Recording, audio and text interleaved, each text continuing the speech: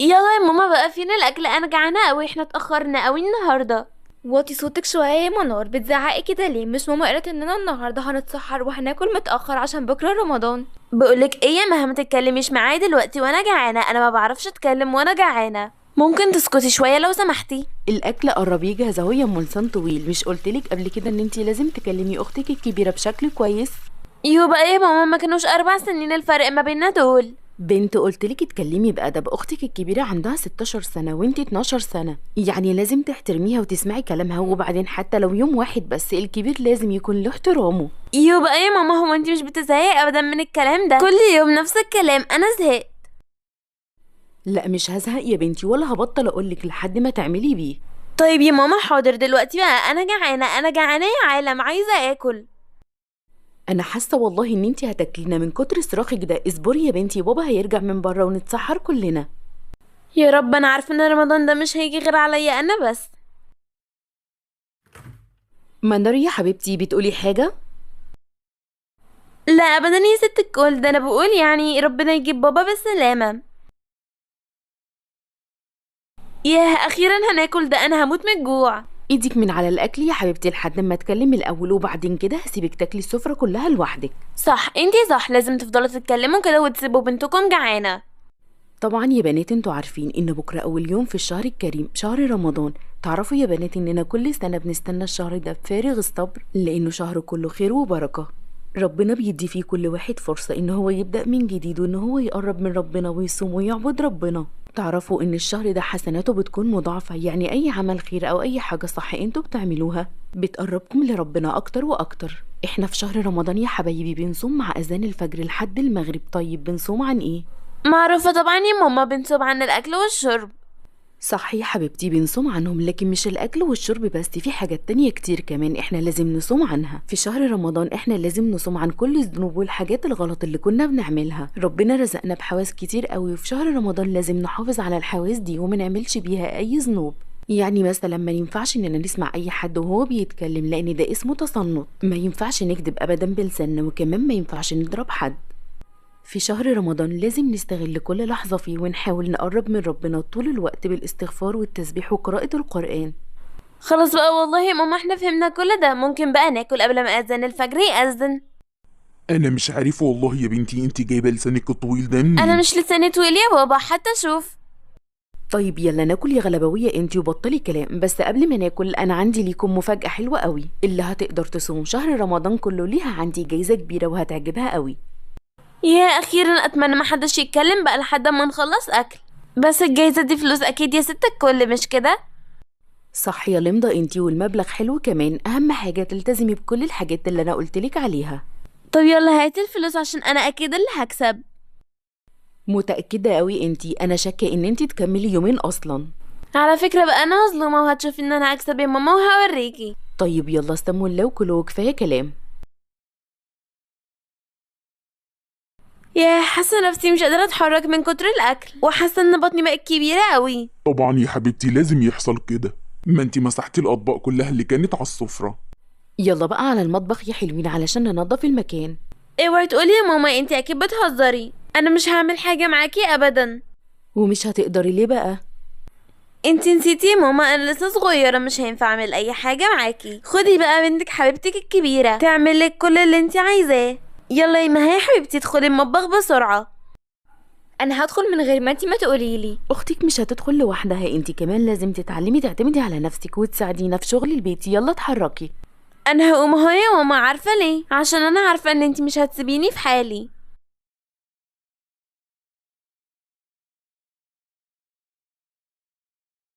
اشربي ميه يا منار علشان ما تقعديش تصوتي بكره وتقولي لي عطشانه. انتي السنه دي خلاص كبرتي ولازم تصومي لحد المغرب. ما تخافيش يا ماما، مش هعطش ولا حاجة، انا اصلا ناوية اصحى المغرب. طيب اشربي وصلي الفجر وبعدين نبقى نشوف الموضوع ده. بالراحه على منار شويه يا امل، هي مهما كانت لسه صغيره. انا عارفه انا بعمل ايه يا هشام. خلينا نربي البنات صح، لاننا هنتسأل عليهم يوم القيامه. صح انت صح، اعملي اللي انت عايزاه.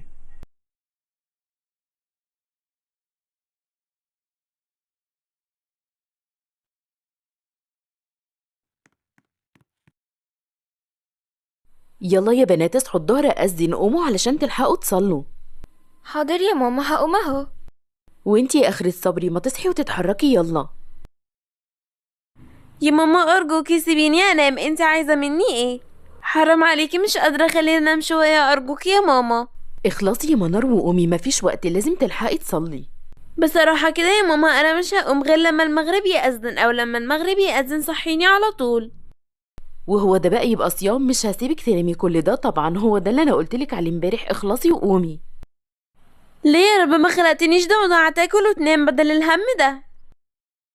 اخلصي يا ملسان طويل انتي واتحركي يلا. حاضر يا ماما، انت عايزة مني ايه؟ صلي الظهر وتعالي على المطبخ علشان تساعديني انا واختك.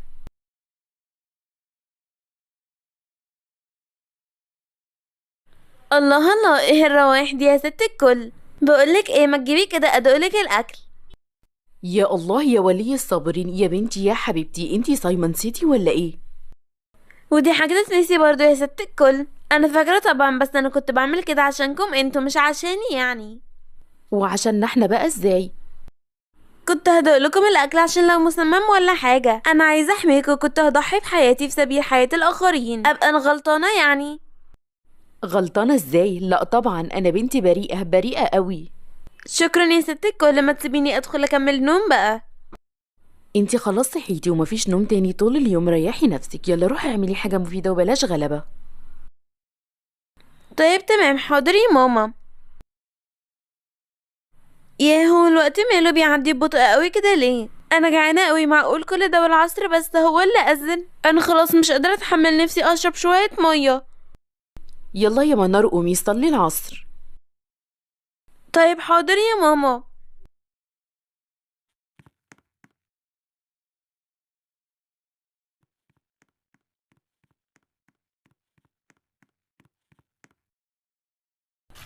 ياه، المية شكلها حلو قوي وهي نازلة كده. الله، انا نفسي اشرب منها قوي. تفتكروا لو شربت شوية مية صغيرين حد هيشوفني او هيحس بيا؟ اكيد لا، انا هشرب بسرعة قبل ما حد ما يجي. ياه الله، انا كنت حاسة ان انا روحي بتطلع. الحمد لله ان انا شربت وكده مفيش اي حد هيحس بحاجة.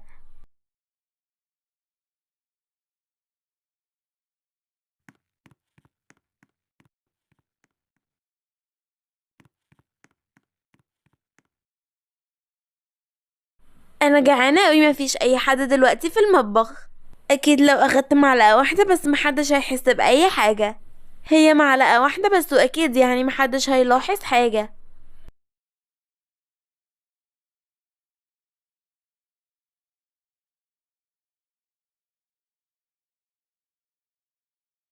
يا اخيرا المغرب أذن، انا مش مصدقه نفسي، ده انا تعبت قوي النهارده.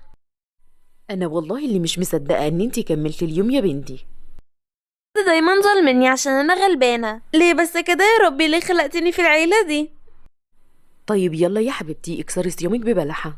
لا انا مش بحب البلح. انا ما قلتلكيش تاكلي البلح كله، انا بقولك كلي بلحه واحده بس لانها سنه عن رسولنا صلى الله عليه وسلم. عليه عليه الصلاه الصلاة والسلام. اسمعي كلام ماما يا حبيبتي. عشان خاطرك انت بس يا بابا. طبعا يا ماما، انا عارفه انتي هتقولي ايه دلوقتي، يلا بينا بسرعه على المطبخ عشان ننضف قبل صلاه التراويح، مش كده؟ ما شاء الله عليكي نبيهه يا بنتي، طيب يلا بسرعه بقى. ماما روحوا انتوا صلوا، انا هستناكم هنا، مش هينفع اجي معاكم. ومش هينفع ليه بقى يا ملسان طويل انتي؟ الهانم وراها ايه اهم من الصلاه؟ مش اهم ولا حاجه، بس الشيخ بيقعد كتير قوي وانا رجلي بتوجعني، وكمان انا متفرجتش على التلفزيون خالص طول النهار. بيقولوا يا ماما ان رامز جلال عامل برنامج حلو قوي السنه دي، وانا بحب اسمع المقالب اللي هو بيعملها عشان بتضحكني قوي. يا حبيبتي ما ينفعش ابدا تفضلي التلفزيون عن الصلاه، وبعدين مش انا امبارح فهمتك انه شهر رمضان مش هيتعوض مره تانية؟ انتي لازم تستغلي كل لحظه فيه، والبرامج والمسلسلات هتتعاد تاني، لكن رمضان مش هيتعاد تاني. لا يا ماما بيتعاد، هيجي السنه الجايه. مش عارفه اقولك ايه يا بنتي، امشي قدامي على الجامع بدل ما الناس تسمع صوتي، انا عارفه ان انتي هتطلعي عينيا. الله عليكي يا بنتي يا منار، النهارده عرفتي تعملي كل اللي انت عايزاه من غير ما حد ما يعرف. انا كل يوم هعمل كده، وهي كده الدنيا سهلة خالص، ومش هتعب خالص في اي حاجة، وهعمل لماما كل اللي هي عايزاه. يا ده الموضوع طلع سهل قوي، كانت فين الفكرة دي من زمان؟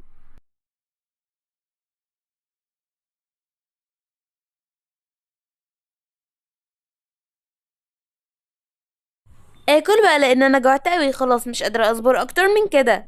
وهي ماما فوق بتقرأ قرآن، يعني اكيد مش هتيجي المطبخ.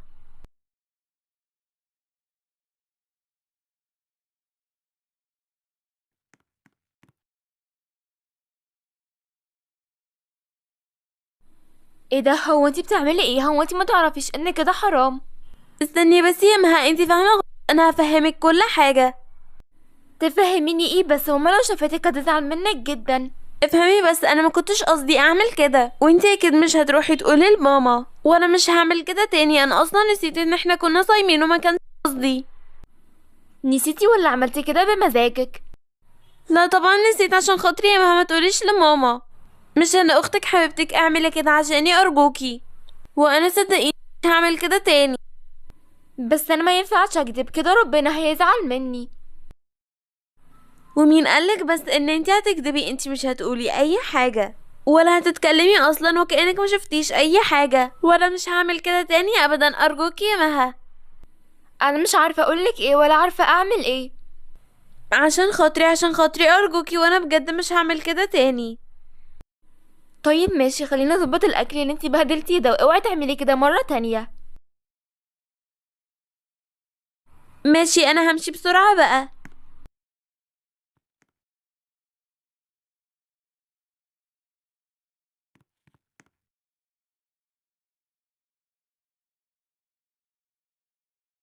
انتي بتعملي ايه يا مها؟ انتي بتعملي كده؟ انا بجد مش مصدقة. انتي فاهمه غلط يا ماما، انا عملتش اي حاجه. فاهمة غلط ايه؟ بتلعبي في الاكل ليه وانتي مفروض صايمة؟ هتستفيدي ايه من كده؟ بقى معقول بتاكلي من ورانا؟ فاكرة ان كده محدش هيشوفك؟ طيب وربنا شايفك. يا ماما والله انتي فاهمه غلط، انا عملتش اي حاجه. قدامي كل حاجة اهو. انتي كنتي بتلعبي في الاكل، ليه بتعملي كده؟ لولا ان اختك جت وقالت لي انا كنت عمري ما هصدق ابدا.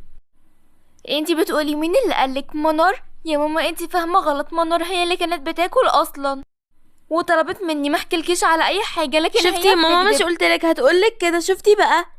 ليه بس كده يا مها؟ ليه تعملي كده؟ انتي مش عارفة ان الكدب حرام؟ يا ماما بس انا مش بكدب. انتي برضو لسه بتكدبي على اوضتك، ومفيش فطار ليكي النهارده معانا. يلا اتفضلي. انا غلطانه اني صدقتك ووثقت فيكي، انا عمري ما هثق فيكي في اي حاجه تقوليها لي كفايه تاني. كلام بقى، ويلا على اوضتك. شفتي يا ماما انا مظلومة ازاي، وكمان بعمل كل اللي بتقوليلي عليه. انا مش مصدقه ان ما هتعمل كده. طول عمرها بتسمع الكلام، وعمرها ما قالت لي على حاجه ابدا. لا يا ماما ياما تحت السواهي دواهي، مش كل اللي بتشوفيه قدامك بيكون حقيقي. انا مش عارفه انتي بتجيبي الكلام ده منين. ما يصحش كده، عيب. احترمي نفسك. لو سمعتك بتتكلمي كده تاني هعاقبك. انا غلطانة ان انا بفهمك، يعني خلاص مش هقولك حاجة تاني. يكون احسن. مش عايزه اسمع صوتك بقى.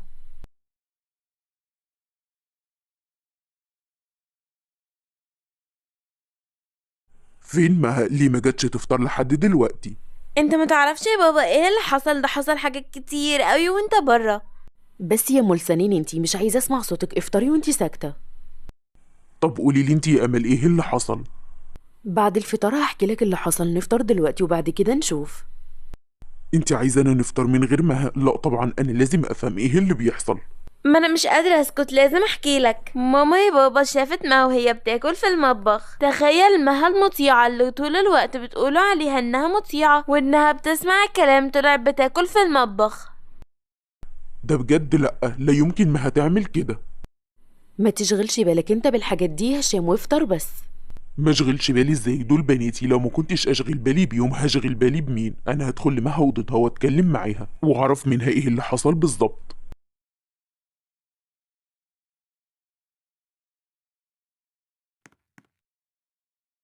ايه كل العياط ده؟ اهدي يا حبيبتي شويه واحكي لي ايه اللي حصل. يا بابا والله انا صايمه وما عملتش كده وما اكلتش من ورا ماما. امال اللي هي شافته ده ايه؟ انا هحكي لك على كل حاجه. انا دخلت المطبخ لقيت منار قاعده بتاكل. وهي قعدت تجاريني عشان ما اقولش لماما، وقالت لي انها مش هتعمل كده تاني، وطلبت مني ان انا اساعدها. وانا بظبط الاكل عشان ماما ما تعرفش، لقيت ماما داخله عليا وقالت كده، لكن انا والله ما عملتش كده. وحتى ممكن تجيب لي مصحف واحلف عليه. انا مصدقك يا مها، لاني عارف طباع اختك وطباعك. بس ماما مصدقه منار. انا واثق فيكي، وواضح ان اختك هي اللي بتكذب، وانا هتصرف معاها، بس انا عايزك تسمعي كل الكلام اللي هقولك عليه. حاضر يا بابا. دلوقتي هتقومي تتأسفي لمامتك وتقعدي معانا على السفرة، وانا هحل الموضوع. مش قلتلك تتفضلي على اوضتك وما تجيش ابدا؟ اهدي يا امل، بعد الفطار انا هفهمك كل حاجة، كفاية لحد كده. الحمد لله خلصنا اكل، ادخلوا على المطبخ يا بنات وسيبوني شوية مع ماما لوحدنا.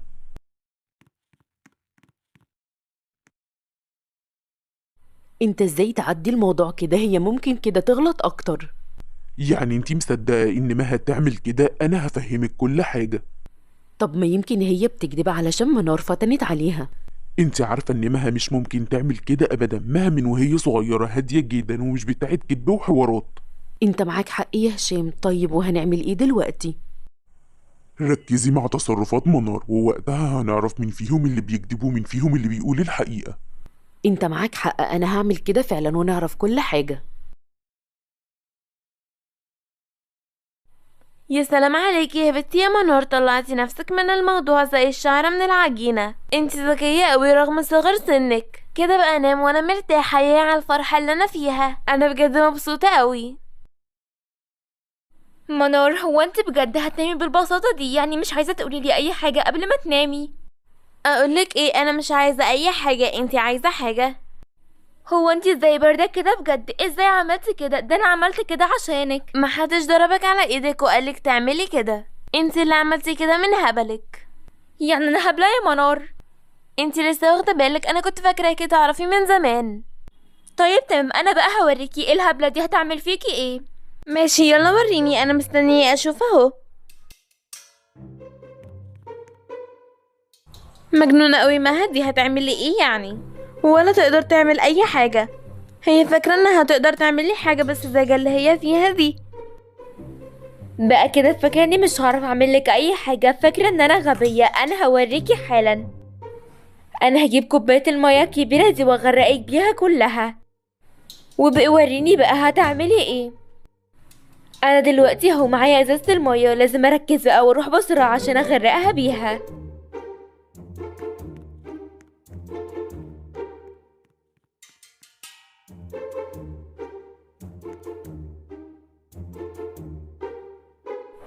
انا مش هعرف اعمل لك اي حاجه. طب خدي بقى. يا غبية، ايه اللي انتي عملتيه ده؟ هو في حد بيعمل كده؟ هو انتي غبية ولا ايه؟ بصي يا غبية، بليتي السرير كله ازاي؟ وهدومي اتغرقت كمان. انتي ايه ما بتفهميش؟ بقى كده يا منار، يعني اعمل ايه عشان ارضيكي؟ انا اللي غلطانه ان انا سمعت كلامك. في ايه اللي بيحصل وليه صوتكم عالي قوي كده؟ يا ماما منار طلبت اني اجيب لها ميه تشرب قبل الفجر عشان هي مش قادره تقوم، وانا من حبي فيها رحت وجبت لها الميه بسرعه، لكن اتكعبلت وقعت من غير ما اقصد، فالميه اتدلقت عليها. انا غلطانه يعني. اتدلقت بالغلط ولا انتي اللي عملتي كده ووقعتيها بمزاجك؟ يا ماما دي بتكذب. بنتك عملت كده بمزاجها وعن قصد. ما شاء الله، كل واحد فيكم كل همه يطلع التاني كداب. طيب وانا هنام فين دلوقتي؟ بنتك غرقت السرير كله. اولا هي اختك مش بنتي بس، فما ينفعش تتكلمي بالطريقه دي ابدا. انا اسفه والله يا منار يا حبيبتي، ما كانش قصدي، عشان خاطري ما تزعليش مني. اختك اعتذرت وقالت انه ما كانش قصدها. اهو شيلي يلا الملايه وروحي نامي جنبها النهارده، وبكره السرير هينشف. وانا مالي يعني؟ اعمل كده ليه؟ ما هي الغلطانه، وهي اللي المفروض تصلح الغلطه بتاعتها وتشيل الملايه. ما هي ماما قالت اهي تعالي نامي معايا، يا دي اجمل حاجه ان احنا هننام سوا النهارده. يا ماما انا مش بحب انام جنب حد، انتي عارفه، وانا مالي بغلطه بنتك. برضه بنتي تاني؟ في ايه؟ مفيش فايده فيكي. خلصي يا منار وعدي يومكم على خير، انا تعبت بجد منكم. انتوا عايزين ايه بالظبط؟ انتوا هتجننوني؟ انا ماشيه واللي قلته يتنفذوا من غير كلمه تانية. كنتي بتقولي بقى ايه يا حبيبتي؟ ولسه بعد كده لو عملتي اي حاجه تتردلك ومش هسكتلك تاني ابدا. ويلا دلوقتي اعملي سرير زي ما ماما قالت، انا رايحه على اوضتي.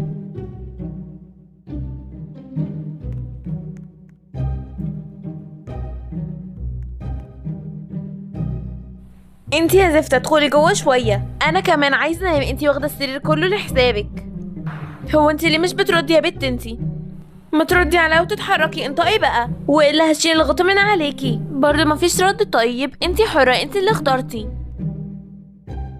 ايه ده؟ اعوذ بالله من الشيطان الرجيم، بسم الله الرحمن الرحيم. يا جبانه يا جبانه، انا مش مصدقه نفسي، انت بجد طلعتي جبانه قوي. انتي بجد بنت مستفزه بقى، ده هزار؟ هو في حد بيعمل اللي انتي بتعمليه ده؟ مش انت اللي بدأتي، يبقى تستحملي بقى. وده لسه، ده انا هوريكي اكتر من كده. فقرة الاستظراف بتاعتك فيها حاجة تانية ولا خلاص ننام؟ انا تعبت ومش قادرة ولازم ننام بقى. انا بقول كده برضو، كفايه عليكي كده النهارده. ويا ريت تنامي كويس. لو اتحركتي كده ولا كده من على سريري انا هرميكي على الارض. ما تنسيش ان انت نايمه عندي. لو بمزاجي مش هنام جنبك اصلا. ربنا يسامحه اللي كان السبب. ادعي يا حبيبتي ادعي.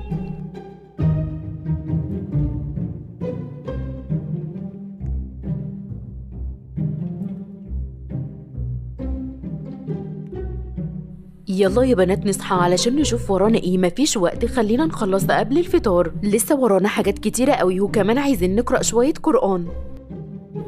ماما انا تعبانه قوي، مش قادره اعمل اي حاجه. حاسه ان جسمي هيولع.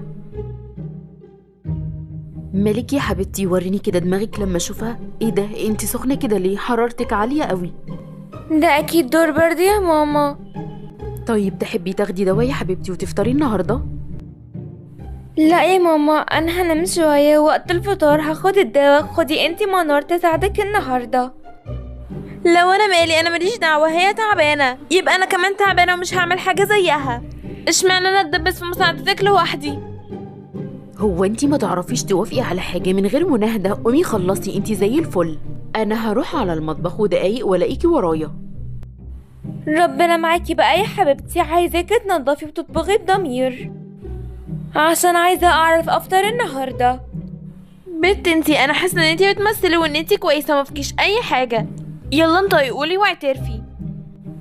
يلا يلا على المطبخ وبلاش تضييع وقت. ماما هتيجي وتزعقلك. ماشي ماشي، ما تفكريش انها خلصت على كده. انا هوريكي هعمل فيكي ايه يا مها. ماشي، انا مستنية اشوف.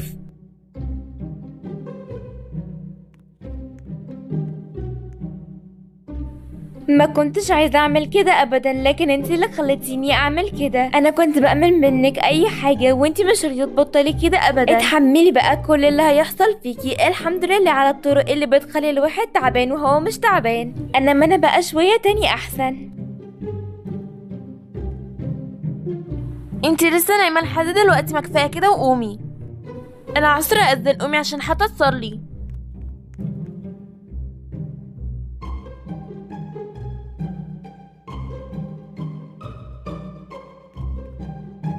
وانتي مالك؟ حد طلب منك تيجي عندي ولا انتي جاية من نفسك؟ جاية من نفسي. اصلا انتي اختي حبيبتي اللي لازم اطمن عليها. ده انا حتى كمان كنت بفكر اعمل لك كمتات عشان تخفي بسرعة. لا شكرا يا حبيبتي، مش عايزة منك اي حاجة. انتي بالذات مش عايزة منك اي حاجة. ده انا محضره لك مفاجأة هتعجبك قوي قوي. استني بس لما وقت الفطار يجي. قولي عملتي ايه؟ لو عملتي فيا اي حاجة انا مش هسكتلك. اصبري بس، اصبري على رزقك يا حبيبتي، بلاش تستعجلي. قولي عملتي ايه؟ انا عارفة انك غبية وممكن تعملي اي حاجة. انت اللي بدأتي، بس الشاطر اللي يضحك في النهاية. عاملة ايه دلوقتي يا مها؟ حاسة ان انت بقيتي احسن؟ احسن يا ماما الحمد لله. بعد ما افطر ان شاء الله هكون كويسة. بعد الفطار ان شاء الله هننزل الصيدلية وتاخدي ابرة للبرد عشان السخونية، علشان كده غلط عليكي. بتقولي ايه يا ماما؟ ابرة؟ لا انتي عارفة ان انا مش بحب الحقن. ارجوكي بلاش يا ماما. ليه بس يا حبيبتي؟ بلاش، ده حتى الإبرة مفعولها سريع وهتخليكي تخفي بسرعة. ده انا اليوم كله قعدت افكر ايه اللي يخلي اختي حبيبتي تتحسن وتخف بسرعه، وبعد تفكير عميق ما لقيتش احلى من الحقنه. يلا بقى عشان انا مش هقدر اسيبك تنزلي لوحدك، ولازم انزل معاكي واشوفك وانتي بتاخديها عشان اطمن عليكي يعني. ارجوكي بلاش يا ماما، انت عارفه ان انا مش بحب الحقن. انا خلاص هخف دلوقتي لوحدي من غير اي حاجه. يا حبيبتي معقول لسه بتخافي من الحقن؟ انت خلاص كبرتي على كده. ما تقلقيش، الموضوع بسيط بس علشان تكوني كويسة. انا هكون كويسه والله، لكن من غير ما اخدها. نفطر بس وبعدها نشوف لو اتحسنتي خلاص. ان شاء الله هتحسن وهبقى زي الفل، بس انتوا انسوا فكره الحقن دي. احنا مش عايزين حاجة غير ان احنا نطمن عليكي يا اختي يا حبيبتي. شوفيني يا ماما، انا خلاص بقيت كويسه وزي الفل، حتى هقوم اروق المطبخ بسرعه عشان الحق معاكي الصلاه. انتي بتتكلمي بجد ولا بتقولي كده علشان خايفة تاخدي الحقنة؟ لا طبعا يا ماما، انا خلاص خفيت، هقوم بقى اروق المطبخ بسرعه. لا طالما هتنضف يبقى شكلها كده خفت فعلا. خلاص بقى احنا نلغي موضوع الإبر ده. منك انتي يا اخرة صبري، معاهم عليهم. انا نفسي تاخدي موقف وتكوني ثابتة. خلاص يا ست الكل، انا غلطانة، خديها وان شاء الله تديها 1000 حقنة، انا مليش دعوة. انا هسكت خالص اهو عشان ترتاحوا. يكون احسن والله يا بنتي، انا مستنية اليوم اللي اشوفك فيه ساكتة. قصدك ايه بقى يا ماما؟ قصدك ان انتي بتكرهيني؟ انا عارفة من الاول ان انتي مش بتحبيني صح؟ قولي واعترفي، قوليلي. اقول ايه يا بنتي انتي؟ هو انتي مجنونة ولا في حاجة في دماغك؟ وايه كمان يا ست الكل؟ مفيش حاجه ناقصه غير ان انت تقولي لي ان انت لقيتيني قدام باب جامع وربيتيني عندك في البيت صدقه، مش كده يا ست الكل؟ قولي لكن حتى لو دي حقيقه فعلا هتفضلي امي اللي انا بحبها. انا بجد مصدومه قوي، ما كنتش متخيله في النهايه ان انا اطلع مش بنتكم. بقولك يا ست امينة رزق، انتي سيبك من كل اللي بتعمليه ده وقومي شوفي وراكي ايه. انا ما وريش اي حاجه، هي قالت ان هي هتنضف. انا بقى هقعد ارتاح، انا عملت حاجات كتيره قوي النهارده. انا عارفه انك نسيتي واكيد راح عن بالك. انا بس قبل الفطار كل ما اقولك اعملي اي حاجه تقولي لي بعد الفطار يا ماما، بعد الفطار يا ماما. اهو الفطار جه يا قلب ماما، يلا بقى اتحركي. هو انت مش بتنسي اي حاجه ابدا؟ لا مش بنسى، وكفايه كلام بقى. راقبتي تصرفات منار زي ما طلبت منك ولا انشغلتي؟ حاولت الاحظها طول اليوم لكن ما شفتهاش بتاكل ابدا او حتى بتشرب. ما هي ممكن تكون بتشرب وهي بتتوضى، هي اكيد مش هتعمل كده قدامك. ركزي معاها شويه، انت عارفه انها مجنونه ورايحه منها. حاضر هحاول اعمل كده. شايفاكي زي القردة يعني وقادرة تعملي كل حاجة، يبقى التعب ده كان تمثيل زي ما انا توقعت. ممكن تخليكي في حالك ومالكيش دعوه بيا، ركزي في نفسك بس. ده انتي اهم عندي من نفسي. بس بصراحة عجبتيني، تمثيلك طلع حلو قوي. ايه رأيك نقدم لك في السينما والتلفزيون؟ يا سهل يقبلوني هناك، مش معقوله ياخدوني انا ويسيبوا موهبتك الخطيره دي. ولسه اصبري عليا، انا هوريكي هعمل فيكي ايه. ما كفايه كده بجد، انا مش عايزه نعمل في بعض كده. انت ناسيه اننا اخوات؟ ليه نقعد نحارب في بعض ونعمل كل ده؟ انت اللي بدأتي مش انا، ما كنتش عايزة اعمل كده. انا برضو اللي بدأت ولا انتي؟ انا وقفت جنبك زي ما طلبتي وفي الاخر انتي تعملي كده. ليه عملتي كل ده؟ عشان انت ما كنتش هتسكتي وكنتي هتروحي تقولي لماما، انا عارفة. ايوه بس انا وعدتك ان انا مش هقول لها. وفي الاخر كنتي هتقولي لها. انت عمرك ما خبيتي اي حاجة ابدا عن ماما. بس كنت هعمل كده عشانك وما كنتش هحكي اي حاجة. انا مش مصدقك، واي حاجة تعمليها انا مش هسكتلك عليها. ماشي، وانا كمان هعمل زيك، بس افتكري ان انتي اللي بدأتي. احسن لك تبطلي، مش هتعرفي تعملي اي حاجة ليا. بقولك ايه، روحي شوفي وراكي ايه احسن، وكفايه كلام بقى. يا ترى تعملي ايه تاني يا منار؟ انا مش عايزه اعمل اي حاجه تزعلك، احنا في الاول وفي الاخر اخوات. يا رب بقى نخلص من الوضع ده. اعمل ايه بقى؟ لازم القى حل. عايزه القى حاجه اخليها تترعب وتخاف زي ما عملت فيا. بس اعمل ايه؟ بس انا لقيتها. ده انا هخليكي تموتي من الرعب يا مها، بس اصبري عليا. الحقيني يا ماما، الحقني يا بابا، عنكبوت. يا ماما تعالي الحقيني.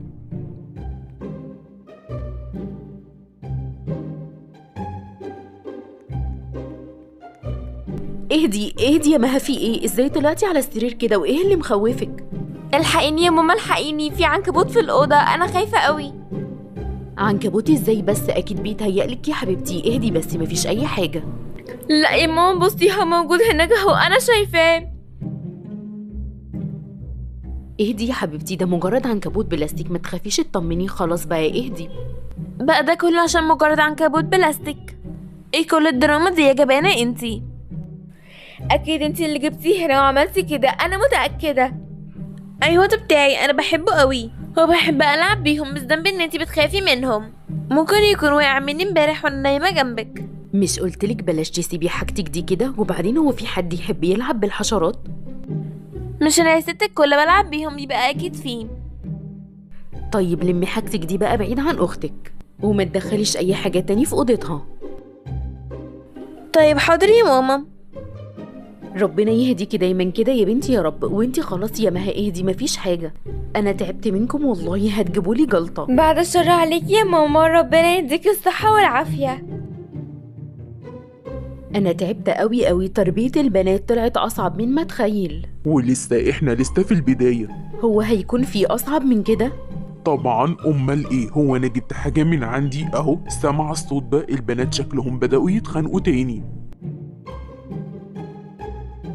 بقى انتي بقى بتخوفيني، ده انا هضربك على اللي انتي عملتيه ده، اصبري عليا.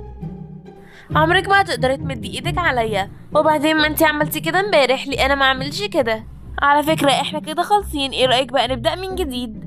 انتي معاكي حق فعلا، احنا هنبدأ صفحة جديدة، بس بعد ما اضربك على اللي عملتي ده، وقتها كده هنكون خلصانين. لو ضربتيني هضربك انا كمان، انتي مش احسن مني. والله طب تعالي كده وريني هتعملي ايه.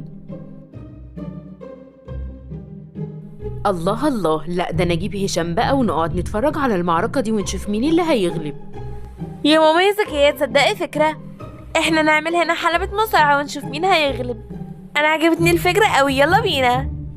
عجبتك ايه يا اخرة صبري في الدنيا بقى؟ دي اخرتها عايزين تضربوا بعض وقدامنا كمان؟ عقابا ليكم انتوا الاتنين هتعملوا الفطار بكرة وانا مش هعمل اي حاجة. ايه انتي بتقولي ايه؟ ومين قالك اصلا ان احنا متخانقين؟ دي مهدي حبيبتي يا حبيبتي يا حبيبتي، انا ماليش غيرها في الدنيا، ما اقدرش ابدا ان انا ازعلها، مش كده ولا ايه يا مها؟ ردي. ايوه خلاص يا ماما، احنا مش هنتخانق، بس بلاش موضوع الفطار ده خالص. حلو جدا، انا احبكم وانتوا كده، بس برضه هتعملوا الفطار بكرة. ودلوقتي يلا على النوم، مش عايزة اسمع اي صوت واحدة فيكم تاني.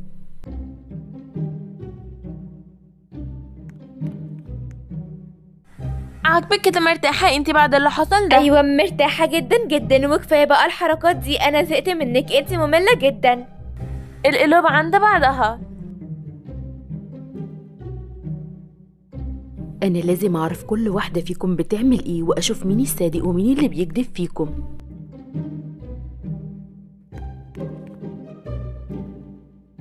مش وحش ان انا اعمل الغدا لوحدي، اهو اعرف اكل براحتي طول النهار، الحق بقى اكل قبل ما ماما تشوفني ويحصل زي ما حصل المرة اللي فاتت.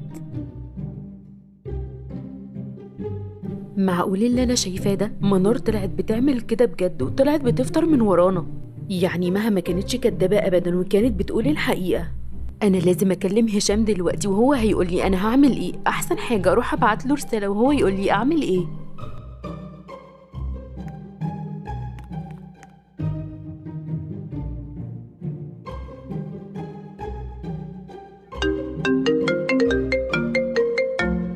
الو، ايوه يا هشام، انا متعصبه قوي، حاسه ان انا عايزه اقوم اموت البت دي. اهدي يا امل وما تعمليش اي حاجة وتعاملي طبيعي لحد الفطار، ووقتها نشوف حل. انا متعصبه قوي منها، معقول ده كله يطلع منها القردة الصغيره دي؟ اهدي بس وهنحاول نحل كل حاجة.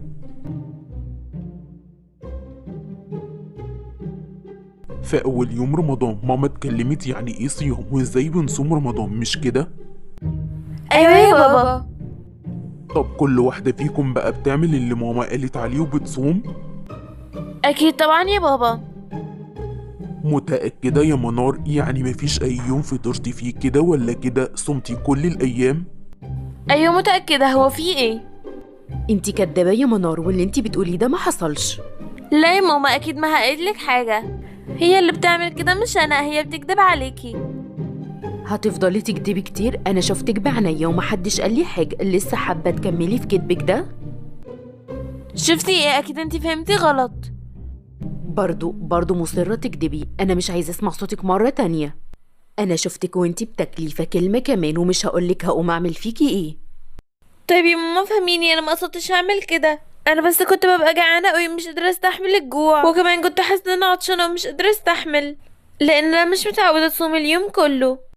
ده مش مبرر ابدا للي انت عملتيه، وبعدين لو محدش فينا شافك، هو انت ما تعرفيش ان ربنا شايفك؟ اللي انتي عملتيه غلط كبير قوي. مش قادرة على الصيام قولي ان انتي مش قادرة تصومي، لكن تعملي كده من ورانا وتكدبي يبقى لا طبعا، ده مش مسموح ابدا. انا ما كانش قصدي كل ده يا ماما. انتي كمان علشان تداري الكذب بتاعك كذبتي وقلتي ان اختك هي اللي عملت كده. هو انا ربيتك على كده؟ ربيتكم تكذبوا، استفدتي ايه من اللي انتي عملتيه ده؟ دلوقتي ساكتة ومش بتقولي اي حاجة. انا اسفه يا ماما، انا اسفه يا بابا. انا مش مستنية منك اسف ابدا، انا عايزاكي تتعلمي يا بنتي. ربنا شايفك ومطلع على كل حاجة بتعمليها، فلو مفيش مخلوق شايفك ربنا شايفك، وانتي عند ربنا كدابة وكمان فترة كده ربنا يزعل منك. انتي عايزة ربنا يزعل منك؟ لا طبعا، انا بحب ربنا ومش عايزاه يزعل مني. يبقى اللي حصل ده ما يتكررش تاني ابدا، وتبطلي اللي انتي بتعمليه ده مع اختك. حاضر يا ماما، اوعدك ان انا مش هعمل كده تاني، ومش هكدب مهما حصل. انا خلاص اتعلمت الدرس، الكذب حرام، واللي بيكذب ربنا بيزعل منه.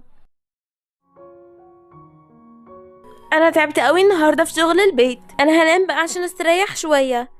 اكيد ماما الصبح هتدخل تصحيني وتقولي يلا يا منور قومي، يلا يا اخرة صبري خلصي اللي وراكي، وحاجات كتيرة كده. ليه يا ربي ليه ما خلقتنيش عايشة في بيت كبير؟ ليه ما خلتنيش غنية ومعايا فلوس كتير؟ يا سلام لو عندنا في البيت شغالين وناس بتعمل لي كل حاجة واحنا نقعد نرتاح وبس. ياه دي هتكون احلى حياة.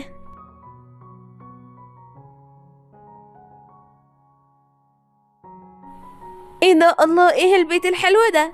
هو انا فين؟ هو انا بحلم ولا ايه؟ اكيد ده حلم، يستحيل يكون بيتنا بالكمال ده. طب اعمل ايه علشان اتاكد؟ احسن حل ان انا ارص نفسي عشان اتاكد اذا كنت صاحيه ولا نايمه. القرصه وجعتني قوي، بس خلاص انا كده صاحيه. بس ازاي انا جيت البيت ده ازاي؟ انا اخر حاجه فاكراها ان انا كنت نايمه على السرير امبارح. صباح الخير، الحمام جاهز يا هانم، حضرتك تقدري تدخلي. انتي مين وحمام ايه؟ حضرتك نسيتي ولا ايه؟ انا الداده بتاعتك يا بنتي، والحمام بتاعك جاهز علشان تاخدي الشاور بتاعك بتاع كل يوم. قولي والله انتي بتهزري ولا بتتكلمي بجد؟ هزار ايه بس، كل حاجه جاهزه، كمان جهزت لحضرتك الهدوم، وعلى ما تخلصي الحمام بتاعك تكون الاوضه اتروقت. الله الله، هو ده الكلام؟ مش مهم انا جيت هنا ازاي، ولا مهم اي حاجه، المهم الكلام اللي زي الفل اللي هي بتقوله ده.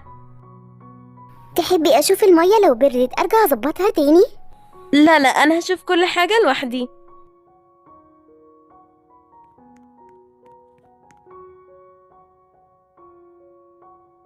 واضح ان الحياه بقت حلوه وضحكت ليا وبقيت غنيه وكل احلامي اتحققت في ثواني.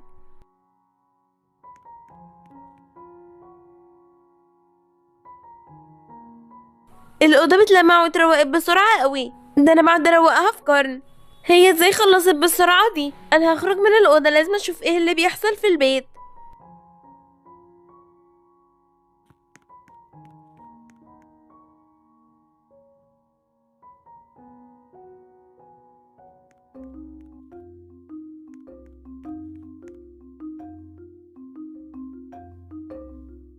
صباح الخير يا حبيبتي، ايه اللي مصحيكي بدري قوي كده؟ بدري ازاي يا بابا؟ ده احنا بقينا الظهر. هي فين ماما؟ هو احنا مش هنعمل الفطار ولا ايه؟ ماما لسه نايمة وطلبت من الخادمة تجهز فطار النهاردة. ارتاحي انتي يا حبيبتي، او العبي واعملي اي حاجة انتي عايزاها. انت متأكد يا بابا من الكلام ده؟ يعني مفيش مثلا حبة اطباق اغسلهم، مفيش صالة اروقها وارتبها، اي حاجة من الحاجات دي؟ وانتي تعملي الحاجات دي ليه يا حبيبتي؟ البيت مليان ناس وهم بيعملوا كل حاجة. انا بنتي حقها تتدلع وتعيش ملكة وما تعملش اي حاجة ابدا. صح يا بابا، انت معاك حق، انا بحبك اوي، انت احسن اب في الدنيا. وانا كمان بحبك يا حبيبتي، يلا روحي اعملي كل اللي نفسك فيه.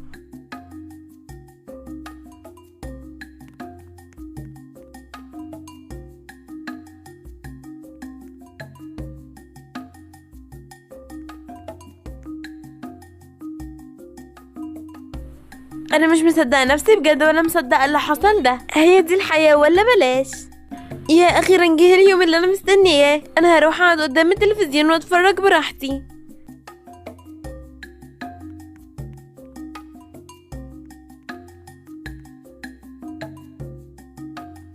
ايه ده؟ هو راح فين في ريموت التلفزيون؟ انا دورت عليه في كل مكان ومش لاقياه. انا هروح اسال الدادا، هي اكيد عارفه مكانه فين. يا دادا يا دادا.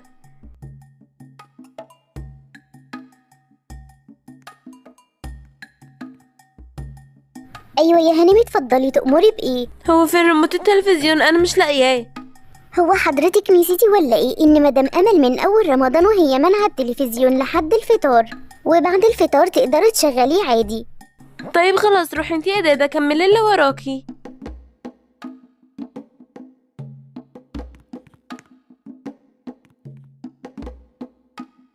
يا خسارة، الحلو ما بيكملش. طب اعمل ايه دلوقتي وانا قاعدة لوحدي؟ انتي قاعدة كده ليه وبتكلمي نفسك وبتقولي ايه؟ يا اخيرا صحيت يا ست الكل، فينك من بدري؟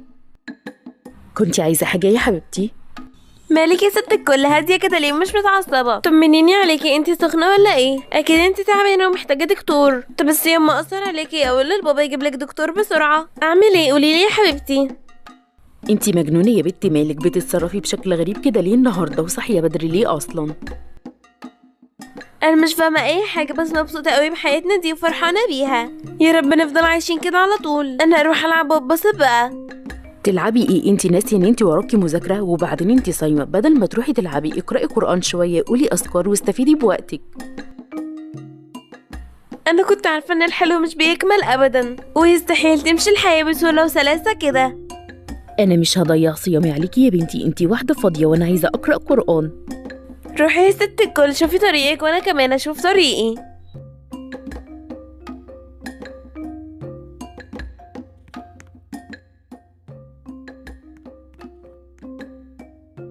انتي بتعملي ايه يا دادا دلوقتي؟ انا بجهز الفطار يا بنتي، وهعمل لك كل الاكل اللي انتي بتحبيه علشان تكوني مبسوطة. ما تحكيلي كده، انتوا موجودين هنا بقالكم قد ايه؟ يعني انتوا هنا بتشتغلوا من امتى؟ مالك يا بنتي النهارده من وقت ما صحيتي وانتي بتتصرفي بطريقة غريبة. انا اللي مالي برضو، انا ما بقتش فاهمه حاجه. انا واحده صحيت لقيت نفسها عندها خدم وحشم وحاجات كتيره ما تعرفهاش، وعايزه اعرف كل ده جه ازاي. ايه اللي بتقولي ده؟ احنا موجودين هنا من زمان يا بنتي، من يوم ولادتك ومن وقتها وانتي الاميره الصغيره. دلوعي باباكي اللي كل اللي انتي عايزاه بيتنفذ. ايه ده بجد؟ ايه ده اي حاجه انا عايزاها بتتعمل. طبعا يا بنتي، انتي بالذات هشام باشا مش بيحب حد يزعلك ابدا او يرفض لك اي طلب. طيب وما فين؟ انا مش سامعه صوتها ولا شايفاها في البيت من الصبح. لا، انتي شكلك كده جالك زهايمر على صغر ولا ايه؟ ايه اللي بتقولي ده؟ هو انتي نسيتي نفسك ولا ايه؟ انا اسفه يا بنتي، الهزار خدني غصب عني. انا قصدي اقولك انك عارفه ان مها هانم خرجت في معسكر مع زمايلها ومش هتيجي غير الاسبوع الجاي. قلتي لي. طيب حس كده بقى اروح اتسلى شويه. صحيح، انا عايزه على الفطار كنافه بالمانجا.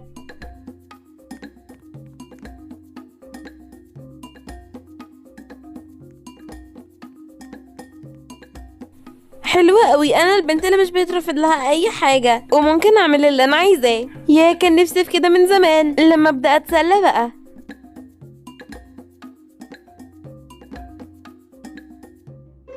هو انت مين؟ عم حسن الجنايني يا ست هانم، معلش لو ضايقتك، هخلص شغل وامشي على طول. بقولك ايه يا عم حسن، شفت اللي حصل؟ انا زعلانة واقف مشكلة كبيرة ومحدش هيعرف يحلها غيرك انت. ممكن تساعدني يا عمو؟ طبعا يا بنت، انا تحت امرك.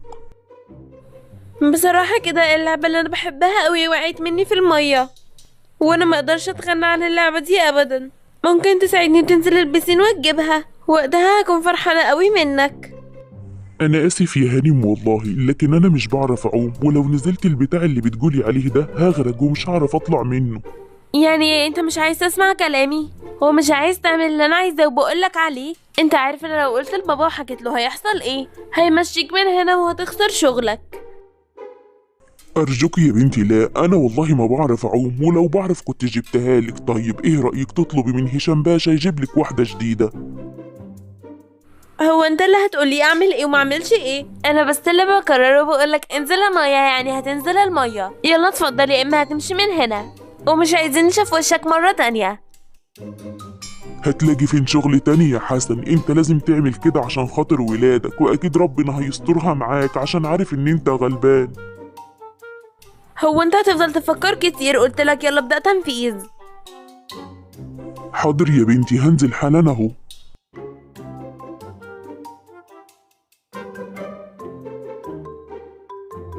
ايه ده؟ هو عم حسن بيعمل ايه؟ هي هتخليه يعمل ايه المجنونة دي؟ انا لازم الحقه بسرعة.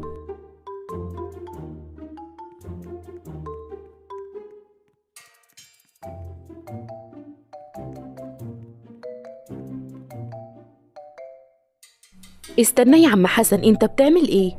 هنزل اجيب لها اللعبة يا ست هانم. لعبة ايه؟ هو انت بتعرف تعوم اصلا؟ وكمان ازاي عايز تنزل في البرد ده؟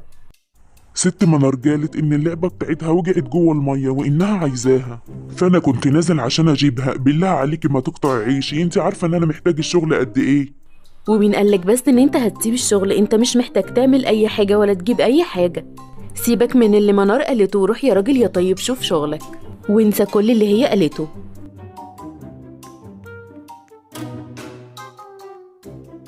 انتي مجنونة؟ انتي كنت عايزة الراجل يموت نفسه علشان خاطر لعبة؟ انتي اتجننتي ولا ايه؟ ليه يا ماما بس فيها ايه يعني؟ لو كان نزل المية واتبسط شوية واضحك عليه وهو مش عارف يعوم. تتبسطي؟ انتي سامعة نفسك بتقولي ايه؟ ده كويس ان انا بصيت من الشباك في الوقت المناسب. انتي عارفة ان هو كان ممكن يموت فيها؟ كنتي وقتها بقى هتعملي ايه؟ مش للدرجة دي يعني يا ماما، هيموت من البسين، هو مش عميق قوي. طالما هو مش عميق زي ما انتي ما بتقولي، انزلي انتي هاتي اللعبة.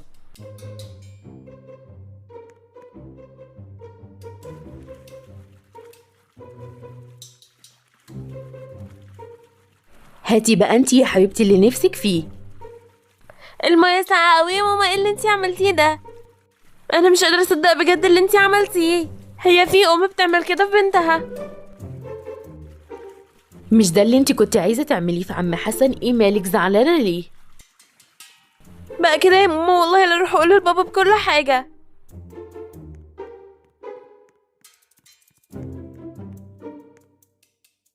بابا الحقني، شفت حسن ايه وماما عملت فيا ايه؟ مالك مبلولة كده ليه؟ قبل اي كلام غير هدومك الاول وتعالي علشان ما تبرديش. يلا بسرعة يا حبيبتي. طيب يا بابا هاجي تاني بسرعة.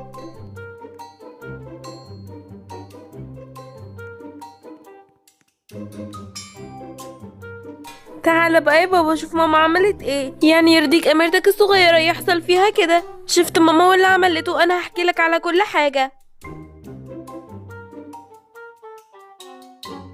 لا طبعا ما يرضينيش، انا هتكلم معاها واللي حصل ده مش هيتكرر تاني ابدا. اهم حاجة انتي ما تكونيش زعلانة يا حبيبتي. ايوه يا بابا زعق لها جامد عشان اللي عملته ده. مالكيش دعوة انتي يا قردة باللي بيحصل بيني وبين ماما. انا وعدتك ان اللي حصل ده مش هيتكرر تاني وخلاص كده. طيب يا بابا اللي تشوفه. ايه اللي انتي عملتيه ده يا امل؟ بقى ينفع تعملي كده برضه في بنتك؟ انا مش مصدقة. هو انت جاي تلومني انا بدل ما تقول لها ان هي غلطانة وانها ما ينفعش تعامل الناس بالشكل ده ولا بالطريقة دي ابدا؟ وهي عملت ايه يعني؟ كل اللي طلبته ان هو يجيب لها حاجة من المية. مش حاسة انك مكبرة الموضوع شوية؟ انا مش مصدقة اللي انت بتقوله. انت سامع نفسك بتقول ايه يا هشام؟ سامع بتقول ايه؟ انت عارف دلوقتي انا حاسة بايه وشايفة ايه؟ حاسة ايه وشايفة ايه؟ ومالك متعصبة قوي كده ليه؟ عشان الموضوع كبير ولازم اكون متعصبة كده، ما ينفعش اسكت ابدا. انا شايفة دلوقتي قدامي واحد عايز هو وبنته يدوسوا على الناس كلها عشان بس يوصلوا له اللي هم عايزينه، وربنا ما قالش كده ابدا. انتي كبرتي الموضوع قوي. انا مش فاهم انتي بتتكلمي على ايه وبتتكلمي كده ليه اصلا. قلتلك ان الموضوع مش مستاهل ده كله. وبعدين حتى لو الموضوع زي ما انتي ما بتقولي كده، هو انا بشتغل وبتعب ليه؟ ما عشان اخليها تعمل كل اللي نفسها فيه وتعمل كل اللي هي عايزاه. تعمل كل اللي هي عايزاه حتى لو هتدوس على الناس؟ لا يا هشام، انا ما بحبش اربي بنتي بالطريقه دي ابدا، ولا احب اطلعها بالشكل ده. انا قلت يمكن انت معاك حق في ان هما ما يعملوش اي حاجه في البيت، لان البيت فيه ناس كتير بتساعد، لكن مش من حقهم ابدا يتعاملوا مع الناس بالشكل ده. كده عيب وحرام. يوه، انت الواحد ما بقاش عارف يتكلم معاكي ابدا. عليكي افكار غريبه قوي قوي. بس بقولك اهو يا امل، اللي حصل ده مش هسيبه يتكرر تاني. انت معاك حق وخساره فيك الكلام فعلا.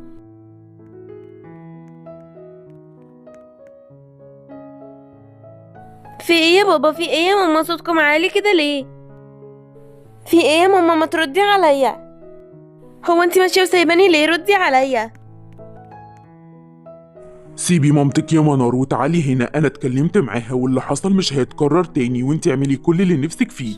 يعيش بابا العظيم يعيش. شكرا يا احلى ابا في الدنيا كلها. حاسه نفسي مفتوحه قوي، هروح اكل بقى بسرعه.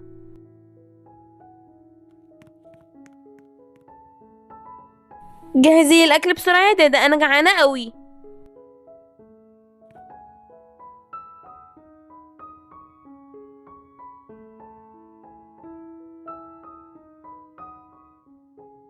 انتي يا غبيه، انتي يا دادا، انتي فين؟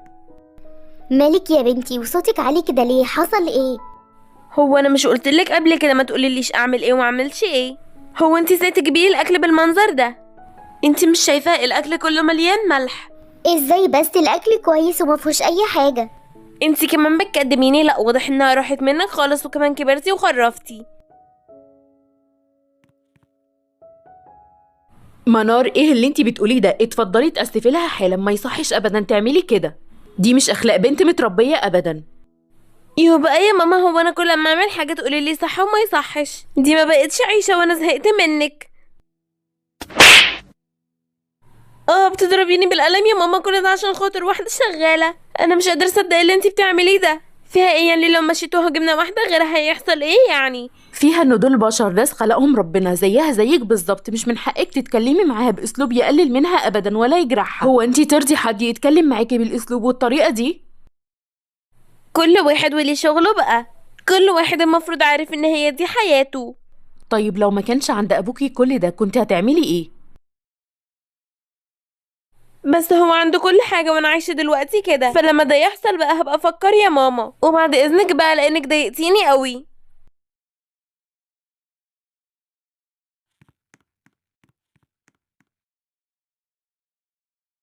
كده مش هينفع، انا لازم اتكلم مع هشام ونشوف حل لانه كده صعب قوي.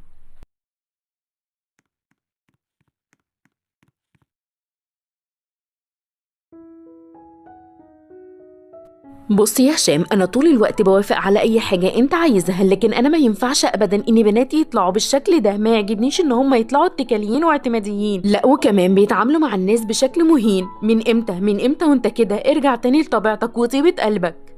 انا مش قادره اصدق ان انت موافق على كل اللي بيحصل ده، انت اتغيرت كتير قوي. انا زي ما انا يا امال ما اتغيرتش، انت اللي بقيتي تركزي في حاجات تافهه قوي. بركز على ايه؟ ده انا بفوت حاجات كتير قوي علشانك. مفيش واحده في بناتك بتعمل اي حاجه لنفسها وعديت، رغم ان ده مش صح، لكن كمان تبدا تتكلم مع الناس بالطريقه دي. انا مش هوافق ابدا، ولو كده بقى احنا نلغي كل الامتيازات دي. برضو تاني نفس الكلام؟ لو باباك عرف ان انت بتعامل الناس بالتكبر ده هيفرح بيك، لو عرف ان انت بتتصرف كده هيحس انك صح. فكر في كلامي وهستناك ترد عليا، وواثقه ومتاكده ان انت هتعرف تاخد القرار الصح.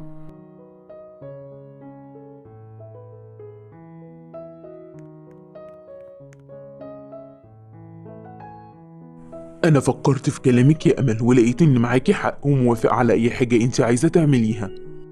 وانا كنت متاكده ان انت هتوافق. انا مبسوطه بقرارك ده قوي. طيب انت هتعملي ايه دلوقتي؟ بنتك لازم تسافر قرية بسيطة تتبهدل فيها علشان تعرف إن الله حق، وإنها لازم تعامل الناس بشكل كويس.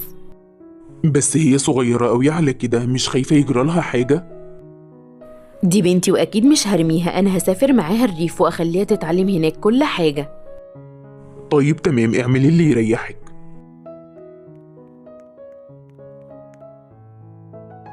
جهزي نفسك، من النهاردة حياتك هتتغير وهنسافر الريف علشان تتعلمي إزاي تتعاملي مع الناس.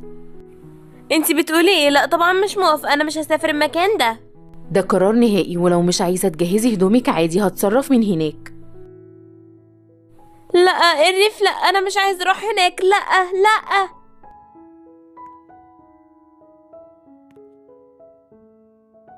بنتي يا منار، انت يا بتصحي، مالك بتصرخي كده ليه؟ فوقي يا منار. بسم الله الرحمن الرحيم. بسم الله. انا فين وانتي مين؟ هو ايه اللي انا مين؟ انا امك يا بت، قومي يلا فوقي خلينا نشوف اللي ورانا ايه.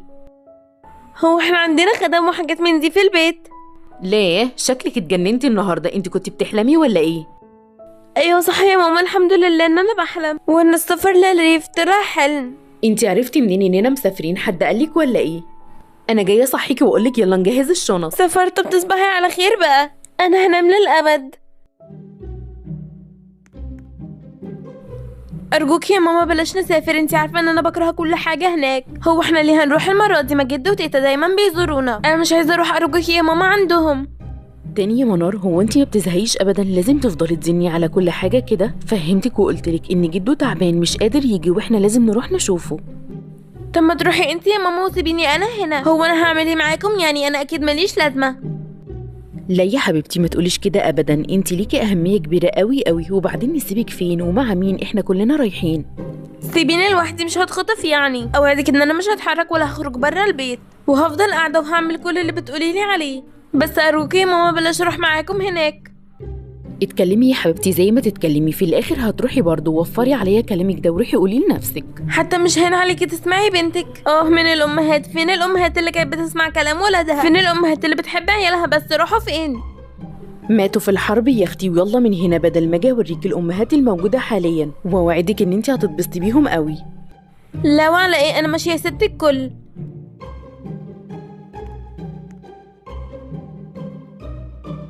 بصي بقى يا بنتي، انا ما حدش في الدنيا دي بيطلع عيني قدك، لكن بالله عليكي احترمي نفسك وعدي الكام يوم اللي هنقعد فيهم هناك على خير. واوعدك اننا مش هنطول، لكن المهم تسمعي الكلام وتفضلي مؤدبه. والله يا ست الكل ادعي وانا كمان هدعي، وربنا معانا بقى كلنا ان شاء الله. منك انت يا اخرة صبري. انا اسف بجد يا امل على السفريه المفاجاه دي، بس لازم اطمن على بابا.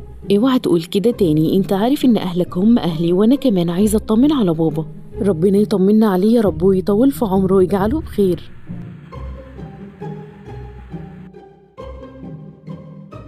انا مش مصدقه ان انا جيت المكان ده برجلي. الريحه وحشه قوي هنا، والمنطقه شكلها وحش جدا.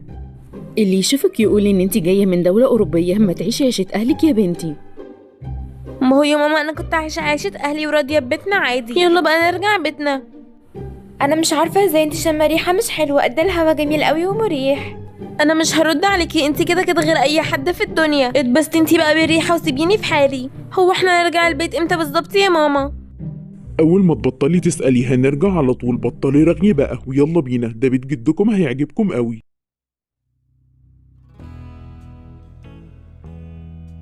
ايوه هنا يا ولاد، احنا كده خلاص وصلنا. وصلنا فين يا بابا؟ انت اكيد بتهزر. هو ده بيت جدو اللي هيعجبنا؟ ده بيت صغير قوي، انت مش شايف شكله عامل ازاي؟ هو ممكن يكون صغير من بره، لكن من جوه مليان دفى. انا كل حياتي وذكرياتي لحد الجامعه كانت هنا. الريحه اللي بحسها في المكان ده مش موجوده في اي مكان تاني. كله عمال يقول لي راحه راحه، انا نفسي اعرف بس الراحه دي فين؟ الناس دي اكيد فاهمه غلط. طب يا بابا انا تعبانه قوي من الطريق وعايزه انام، هندخل ولا هنفضل واقفين كده؟ يا بت بطلي لمضة شويه، انا مش عارفه انت لسانك الطويل ده كده لمين؟ على فكره يا ماما انا لساني قصير اهو، حتى شوفي على فكره انت ظلماني. طيب يلا بينا ندخل. يا اهلا يا اهلا يا حبايبي، وانا اقول البلد نورت ليه؟ اتاريها منوره بوصولكوا. طمنينا عليكي يا امي، عامله ايه وبابا عامل ايه؟ وحشتينا قوي يا ماما. انا عايزه حضن كبير قوي يا تيتا، انت وحشتيني قوي. طب وانتي يا منار مش هتسلمي عليا ولا ايه؟ لا ازيك يا تيتا؟ انت كويسه؟ تعالي في حضني ما تخافيش، احنا في البلد بنستحمى برضو عادي. لا طبعا يا ماما، هي ما فكرتش كده، هي بس مستغربه الجو حواليها علشان اول مره تيجي هنا. ما انا عارفه يا بنتي، انا بس بنكشها شويه، انتوا اكيد جايين تعبانين. احنا جهزنا اوضه للبنات واوضه ليكوا. تسلم ايديك يا ماما، تعبتي نفسك والله. ماما انت عارفه ان انا مش بحب انام جنب حد، انت ازاي بقى عايزه انام جنب معاها في اوضه واحده؟ هو انت يا بنتي عايزه تعترضي على اي حاجه وخلاص؟ احنا قاعدين هنا فتره قصيره استحمليها. المهم عايزين نحط شنطنا بسرعه علشان نساعد اهل البيت في اللي بيعملوه. لا انا ماليش دعوه بالكلام ده، انا هفضل قاعده هنا لحد ما نرجع بيتنا تاني. براحتك، بس لو فضلتي على كده مش هيكون في لبس عيد ولا اي حاجه جديده من اللي انت عايزاهم. ليه بس كده يا ست الحبايب؟ ده انا كنت بقولك حاضر انزل انتي بس وانا جايه وراكي. ايوه كده، ناس مش بتيجي غير بالعين الحمراء. انت يا مها هتدخلي على المطبخ علشان تساعديني في تحضير الفطار. وانتي بقى يا منار ليكي اسهل مهمة، هتروحي اسطبل الاحصنة تاكليهم وتلعبي معاهم شوية. ها ايه رايك؟ شكلها حاجة سهلة قوي، انا موافقة. فين الاسطبل ده؟ ورا البيت على طول، روحي وهتلاقي الاكل هناك، واوعدك ان انتي هتتبسطي قوي. انا مش مرتاحة. هو انت ليه بتتكلمي كده يا ماما؟ لا ابدا يا حبيبتي، يلا روحي وارجعي بسرعة.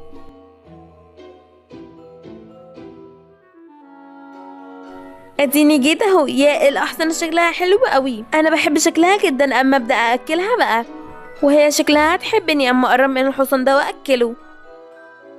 شكله هادي قوي. يا لهوي، هو ايه اللي بيحصل؟ هو الحصان متعصب ليه؟ طيب هو رايح فين؟ ده بيجري بيا، مش عارفه اعمل ايه. ما خلاص بقى كفايه، انت عايز مني ايه طيب وبتجري ليه؟ الحقوني يا بابا يا ماما يا مها يا ناس، يا عالم حد يمسك الحصان ده. هو ما حدش بيرد عليا ليه؟ لا. يا رجلي. يا ماما تعالي شوفي بنتك اللي وقعت في الطين واتبهدلت. يا رجلي. يا مفاصلي. يا ظهري. هو الحصان راح فين؟ ده اختفى. الحمد لله. يلا خد الشر وراح. بس انا ازاي هطلع من الطينة دي؟ يا هو انتي بتعملي ايه في الطينة؟ انتي مجنونة ولا ايه؟ مين دي اللي مجنونة يا بنت انتي؟ استني بس اخرج من هنا واوريكي هعمل فيكي ايه. هتعملي ايه بمنظرك ده ولا ريحتك دي؟ يا خالص، شكلك مش من هنا، ولبسك كمان بيقول ان انتي مش من هنا، بس واضح انك بقيتي اقل من كل اللي هنا. طيب انا هوريكم هعمل فيكم ايه. اخرج بس من المكان ده وانا هاخد حقي، وهخليكم انتوا اللي تكونوا مكاني. وانتي هتعملي كده ازاي بقى وانتي اصلا مش عارفة تتحركي؟ بقولك ايه، حاسبة تنشفي عندك وما تعرفيش تخرجي مرة تانية وتبقي فتاة الطين. ما حدش قالك قبل كده ان انت سخيفة قوي؟ انا عمري ما شفت بنت باردة زيك كده. وبعدين بصوا لشكلكم يا فلاحين انتوا، وشوفوا عاملين ازاي. انتوا عمركم ما هتعرفوا تكونوا زيي ابدا. ايوه فعلا، احنا ما نعرفش نكون زيك، احنا احسن منك. لا انتوا لو كويسين بجد كنتوا هتساعدوني وتخرجوني من هنا، بدل ما انتوا عمالين تتنمروا عليا. لكن انا مش هسكت وهجيب حقي.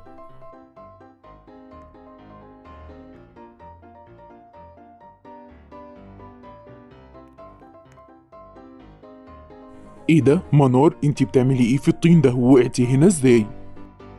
الحقني يا بابا، انا وقعت هنا ومش عارفه اخرج، وكل ده بسبب الحصان اللي انت كنت ماسكه. هو انت جبته منين يا بابا؟ مش مهم كل ده، هاتي ايدك علشان تخرجي من هنا. بص يا بابا، حصل ايه فيا؟ همشي ازاي كده؟ الناس كده هتتريق عليا. ما تركزيش مع الناس يا بنتي، طول ما انتي مش عامله حاجه غلط ما تهتميش ابدا برأي الناس فيكي.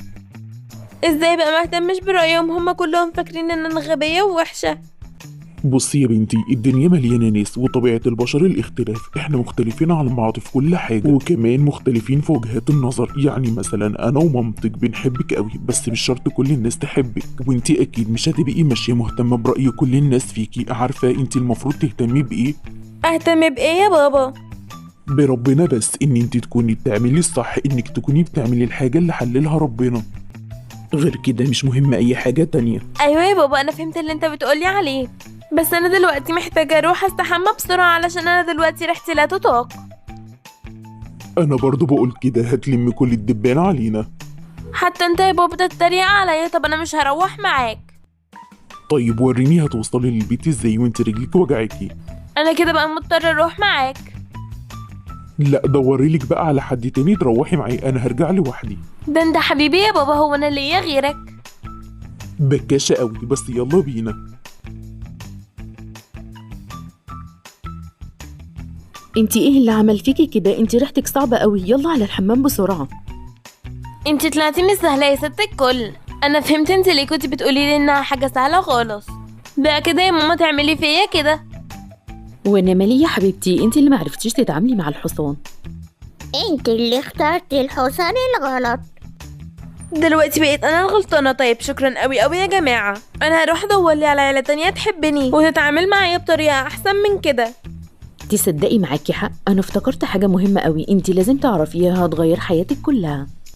حاجه ايه؟ انضفي بس الاول وارجعي بني ادمه من تاني وبعدها هقولك، بس ما تتاخريش. حاضر يا ماما، بس يا رب الريحة دي تروح.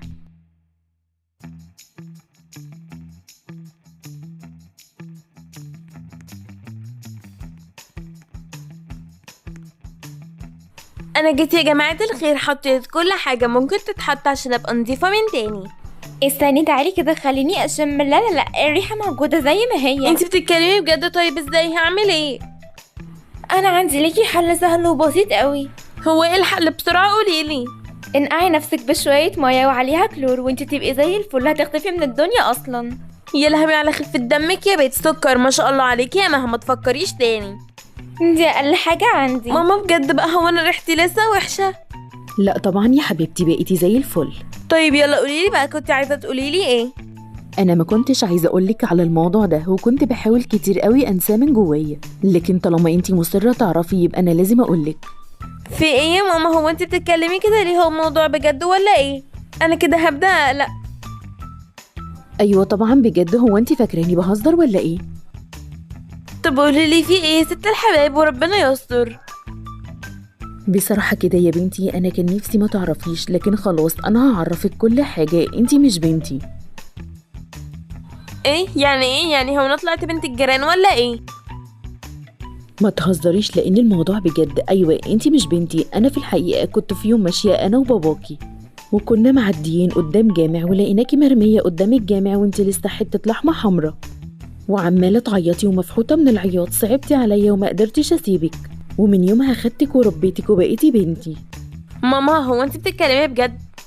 طبعا يا حبيبتي بتكلم بجد، هي الحاجات دي فيها هزار برضو؟ لا انت اكيد بتهزري، انا بنتك وبنت بابا. افرحي يا منار، مش يمكن تطلعي بنت عيلة غنية ويدوروا عليكي. ما هو انا لو بنت عيله غنيه ما كنتش ضعت منهم اصلا. انا عارفه ان ماما بتهزر، بس هي حلوه يا ست الكل، عجبتني، لا وجديده. برضو بتقولي بهزر؟ انتي حرة بقى، انا عرفتك الحقيقة وانتي اعملي اللي انتي عايزاه. طيب انا همشي ادور على عيلتي الحقيقيه، هتوافقي؟ طبعا يا حبيبتي، مع السلامة، ربنا يوفقك وتلاقيهم. انتي بتقولي ايه يا ماما؟ اكيد بتهزري واكيد مش هتسيبيني امشي، صح؟ لا طبعا هسيبك، مش انتي عايزة تدوري على عيلتك الحقيقية؟ ده حقك يا حبيبتي، واحنا كمان هنساعدك لحد ما تلاقيهم، وهديكي عنوان الجامع وتروحي وتسألي هناك. انا هقول لبابا، اكيد انتوا بتهزروا وعاملين مقلب فيا. يا بابا يا بابا الحقني.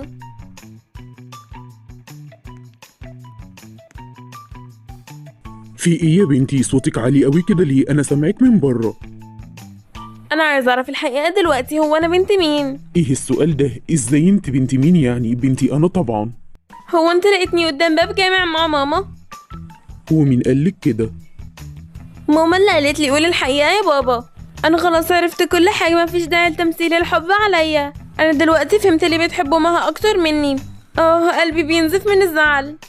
خلصتي يا ست سميرة سعيد افورتك دي ولا في حاجة تاني؟ حاسه ان كده تمام. امك بتهزر معاكي، تلاقيكي مطلعة عينيها فقالت تعمل فيكي كده. هو انتي فاكرة ان انتي بس اللي بتعرفي تعملي مقالب؟ ياه، ده انا كان ليا تاريخ كبير قوي في المقالب. يعني انا بنتكم وانتوا اللي خلفتوني؟ ايوه انت بنتي للاسف الشديد. وبتقولها كده في وشي؟ شكرا يا حاج، شكرا يا مصر. كفاية كلام ويلا علشان الفطار قرب.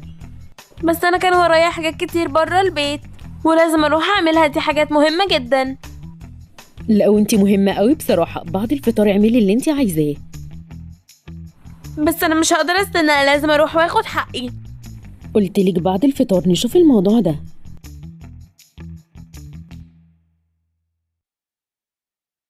احنا هنمشي بعد الفجر على طول ونرجع بيتنا تاني. انت بتتكلمي بجد يا ماما ولا بتهزري؟ بتكلم بجد طبعا، انتي ناسية ان بابا عنده شغل؟ اما اللي حسستيني ان احنا هنقضي باقي رمضان هنا، وليه جبنا كل الهدوم دي والحاجات دي؟ طيب انا كنت بضايقك، بس احنا كنا جايين نطمن على جده، واحنا اطمنا ان هو بخير، علشان كده هنرجع بيتنا تاني. المهم جهزي نفسك بقى علشان نروح. احسن والله، ده الناموس اتغذى عليا من الصبح. بس قبل ما اروح انا لازم اخد حقي من البنات اللي اتنمروا عليا. بنات؟ اي بنات اللي انتي بتتكلمي عنهم؟ دول شويه بناتي ماما ضحكوا عليا واتنمروا عليا لما وقعت في الطين وفضلوا يتريقوا على حياتي. دول هم اللي جايين من ورا الجاموسه. برضو يا منار ما اتعلمتيش اي حاجة؟ اتعلم ايه يا ماما؟ انا مش هسكت غير لما اوريهم. هو انتي حسيتي بايه لما اتريقوا عليكي؟ حسيت ان انا قليله، حسيت بشعور وحش قوي من جوايا واتضايقت جدا. اصلا في الاول وفي الاخر كلنا بني ادمين. ايوه بالظبط، اديكي قلتيها اهو، كلنا بني ادمين، اهو ده الشعور اللي انتي حسيتيه. الناس بتحسه لما انتي بتعامليهم بتكبر وغرور من بتاعك، وبيتضايقوا كمان زي ما انتي بتتضايقي يا منار. بعملهم كده عشان ده الطبيعي. لا طبعا ده مش طبيعي، عارفه مين اللي في ايده الرزق؟ ربنا سبحانه وتعالى. انتي كمان كان ممكن تكون دي حياتك، كان ممكن تتولدي في المكان ده وتعيشي فيه، لولا ان ربنا كرم باباكي بشغل بعيد عن الارياف انتي كان زمانك عايشه فيها. بس دلوقتي انا مش فيها. وده ما يديكيش الحق انك تدوسي على الناس ولا انك تعامليهم بتكبر وغرور ابدا. من تواضع لله رفعه. واقولك على حاجه كمان، ايه يا ماما؟ انا اللي طلبت من البنات يعملوا كده علشان تحسي بغيرك. معقول انت يا ماما اللي عملتي كده؟ ايوه انا، واتمنى الشعور اللي انتي حسيتي بيه ده يفضل جواكي ويفضل درس ليكي طول حياتك، علشان ما تحاوليش تقللي من حد ابدا. انت معاكي حق يا ماما، انا خلاص مش هتنمر على حد تاني عشان محدش يضايقني. برافو عليكي، انا مبسوطه بيكي قوي يا بنتي، وعلشان كده هجيبلك الكاندي اللي انتي بتحبيه اول ما نرجع.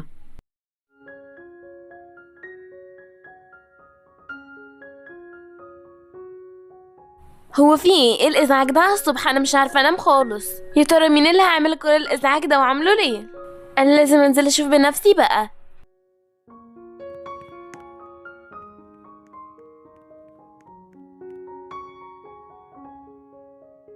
ايه ده؟ مين الست الغريبه اللي واقفه مع ماما دي؟ اما اروح اشوف ايه اللي بيحصل.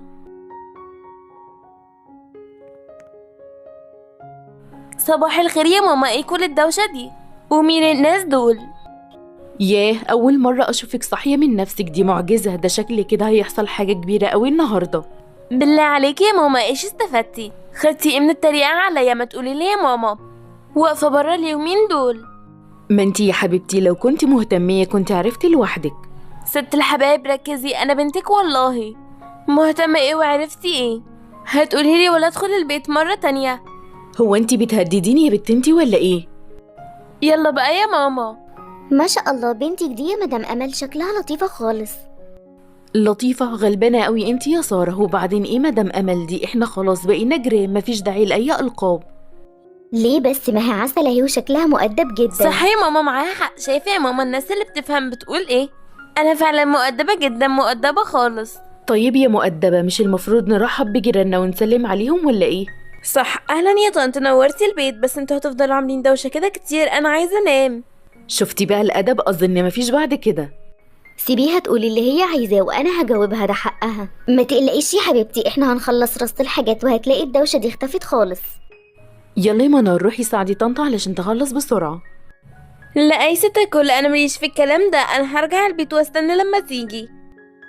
طيب طنط ساره هتفطر معانا النهارده، حضري انتي واختك الفطار. يا دي القرف اللي انا فيه. حاضر يا ماما، بعد اذنكم.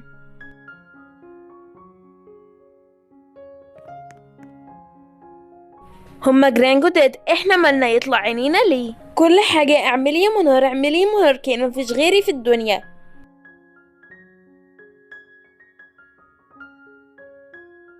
مالك يا مرار؟ انت اتجننتي ولا ايه؟ انت واقفه تكلمي نفسك كده ليه؟ بقولك ايه، انا مش طايقة نفسي، واصلا ماما بتقول ان في ناس هتيجي تفطر معانا. طيب يلا عشان نلحق نعمل الفطار. بالبساطة دي مفيش عندك اي اعتراض خالص؟ واعترض لي؟ ماما بتقول دايما ان الضيف لما يجي البيت هو خارج بياخد معاه الذنوب بتاعة البيت، يعني احنا لو جالنا ضيف واكرمناه كويس ده هيشيل من ذنوبنا وكمان هناخد حسنات.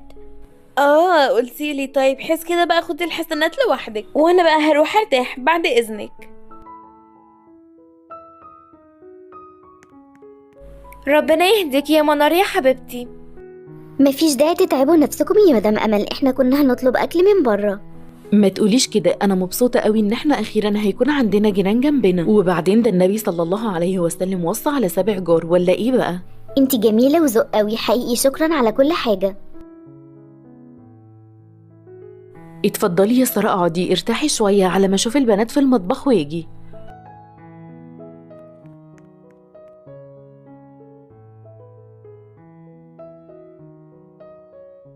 امال فين اختك؟ برضو مش بتعمل معاكي اي حاجة؟ انت عارفة يا ماما انها على طول كسلانة ومش هتعمل حاجة وهي صايمة. والله انا تعبت من اختك دي، مهما حاولت افهم فيها مش بتفهم ابدا. مش مهم يا ماما، هي بكرة تتعلم وتفهم، ما تقلقيش.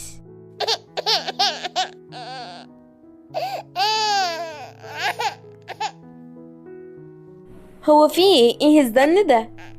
معلش ده ابني الصغير بيعيط، مش عارفة طلع زنان لمين. طب ما تسكتيه ولا تاكلي ولا اي حاجه. انا بحاول والله اهو، بس هو مش راضي يسكت. انا بجد مش عارفه ايه القرف ده. انا والله اسفة، انا هاخده وامشي دلوقتي حالا. انا اكيد مش جاية اضايقكم. يكون احسن والله. يلا مع السلامه.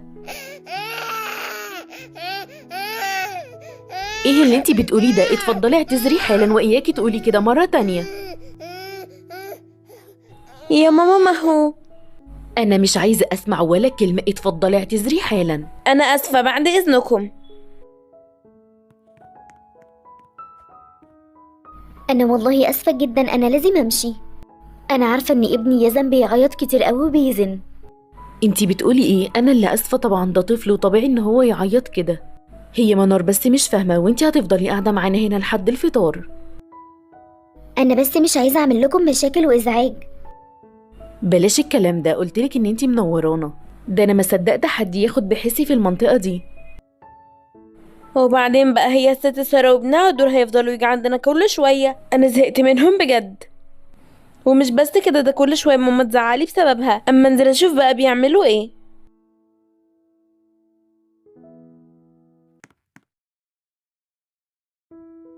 زي ما توقعت برضه ماما شايله يزن. هو في ايه؟ هي فاكره ابنها ولا ايه؟ انا بكره الواد ده ومسترخماه. انا مستغربة بجد، مش عارفة ازاي يزن بيقعد معاكي ساكت كده. ده حبك واخد عليكي بسرعة قوي. امال انتي فاكرة ايه يا بنتي؟ الواحد ما وصلش لكده بالساهل. احكيلي بقى مين فيهم غلبك اكتر. انا ما تعبتش ولا اتبهدلت غير من منار، ولحد النهارده فظيعه مطلعه عينيا، ما بتسمعش الكلام ابدا، لكن مها سبحان الله هاديه وملهاش في المشاكل خالص. كنت متأكدة ان انتي هتقولي كده يا ماما. انتي اصلا عمرك ما حبيتيني ولا اهتميتي بيا. بس كده يا ماما، انا هوريكي هعمل ايه. ازيك يا طنط، عاملة ايه؟ هو انا ممكن اخد يزن شوية العب معاه؟ وده من امتى يا بنتي؟ هو انتي مش كنتي ما بتحبيش الزن؟ ما هو ساكت اهو يا ماما، هلعب معاه شوية. هو انتي خايفة عليه مني ولا ايه؟ لا طبعا هي مش قصدها كده، خديه بس هتعرفي تشيليه بقى ولا هيقع منك؟ لا ما تخافيش، هعرف اشيله كويس قوي. هاتيه انتي بس.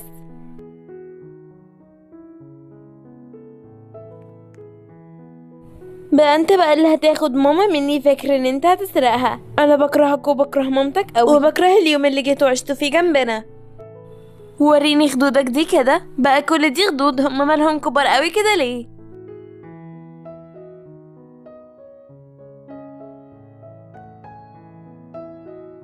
ايه اللي بتعمليه ده؟ انتي بتشدي خدوده جامد كده ليه؟ ابعدي عنه، ممنوع تلمسيه مره تانية. في ايه يا ماما؟ هو انت بتزعقي لي كده ليه؟ على فكره انا ما عملتش حاجه، انا كنت ماسكه خدوده وبلعب عادي. ولا هو اي زعيق وخلاص؟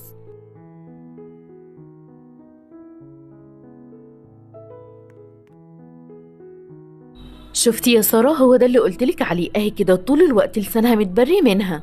هي مين دي يا ماما؟ على العموم شكرا، مش عايزه العب معاه، بعد اذنكم.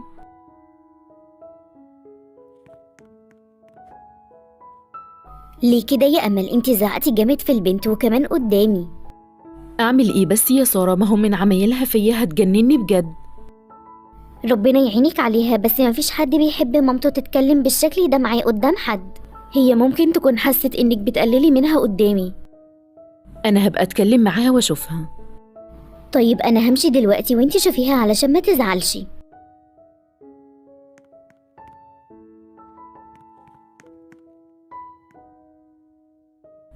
هو انت ايه؟ لازم تبقي قليلة الادب كده قدام الكل؟ ما تعرفيش تبقي محترمة ابدا؟ هو انت مش شايفه يا ماما ان انت بتزعقي لي قدام كل الناس؟ اشمعنى انا بتعملي معايا كده؟ انت عمرك ما عملتي كده مع مها. عشان مها مؤدبة وعمرها ما عملت اللي انت بتعمليه ده، وطول عمرها بتسمع الكلام ومؤدبة قدام كل الناس. ايوه معاكي حق، هي بنتك المؤدبه، لكن انا بنتك الوحشه مش كده اللي تعبانه منها ونفسك قوي تخلصي منها، صح؟ انا ما قلتش كده، انا بحبكم زي بعض بالظبط، انتوا الاتنين بناتي وليكم عندي نفس المكانة. ايوه طبعا يا ماما، واخده بالي من اللي انت بتقوليه. لا يا ماما، انت مش بتحبيني، انا عارفه كده ومتاكده من كده كمان. انا بتكلم بجد، انا بحبك انتي واختك زي بعض بالظبط. انت حتى حبيتي الولد الجديد اللي هو مش ابنك، لكن انا مش بتحبيني ومعرفش ليه، كل ده عشان خاطر ايه يعني؟ انا والله بحبك يا بنتي، انتي ليه مش عايزة تصدقي؟ انا عارفة ان انا بزعقلك كتير، بس ده من عمايلك. لو انتي ما عملتيش حاجة مش هزعقلك وهتلاقيني بعملك زي اختك بالظبط. ماشي يا ماما، حاضر، اوعدك ان انا هحاول. ممكن انام دلوقتي وبكره نتكلم. طيب يا حبيبتي، تصبحي على خير.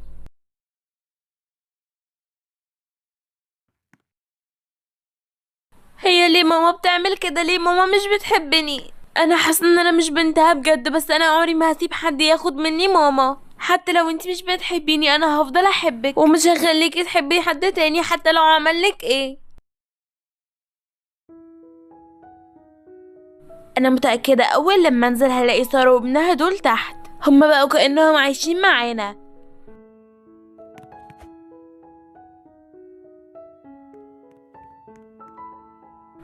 زي ما توقعت برضو ماما شايله يزن. هو خلاص ما بقاش عندها غيره ولا ايه؟ بس انا اعمل ايه واخلص منه ازاي؟ لازم في الاول احسسهم ان انا بحبه وابعده عن ماما. بس انا عرفت انا هعمل ايه.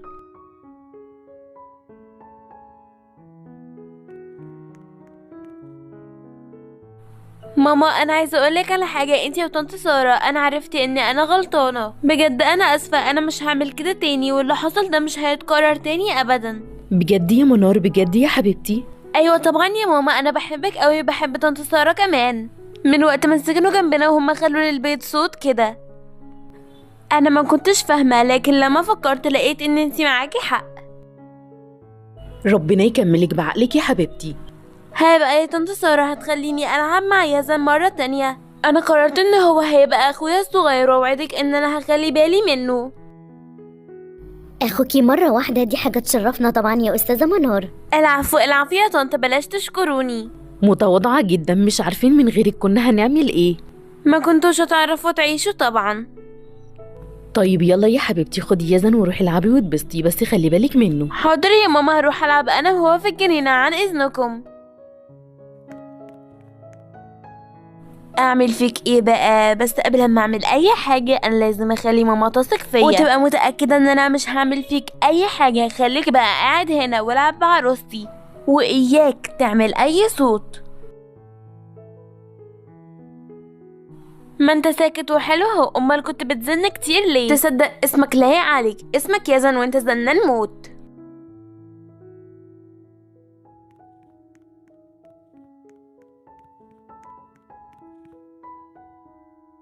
ايه يزن عيط او عمل اي حاجة؟ لا خالص يا طنط، ده جميل جدا. انا مبسوطة قوي بيكي يا منار، تعرفي انتي اكتر واحدة انا بحبها في البيت ده.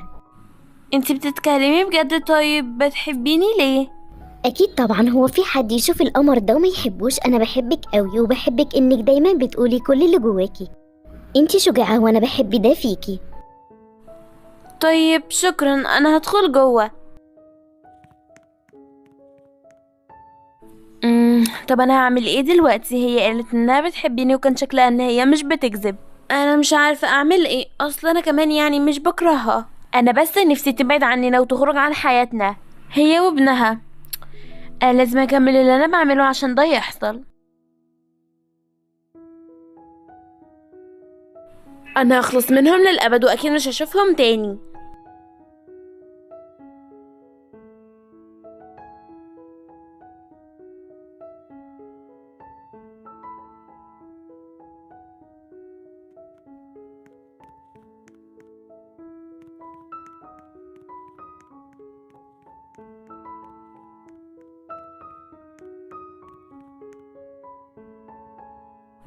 تعالى بقى يا يزن، انا جبت جنبي على الترابيزه الطبق ده وهاكلك منه، ايه رايك بقى؟ يلا كل ابلع. هو انت مش عايز تبلع ليه؟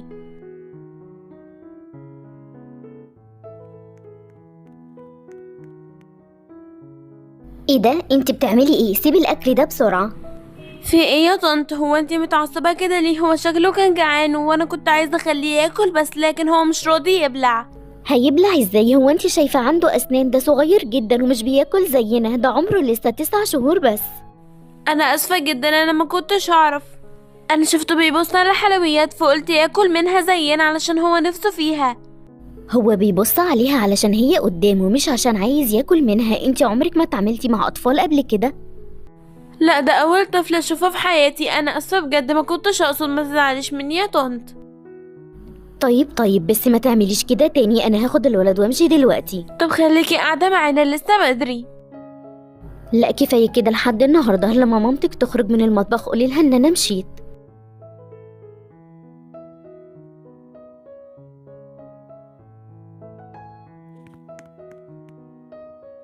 مع السلامة يا طنط، المركب اللي تودي احسن برضو، يا رب ما تجيش تاني.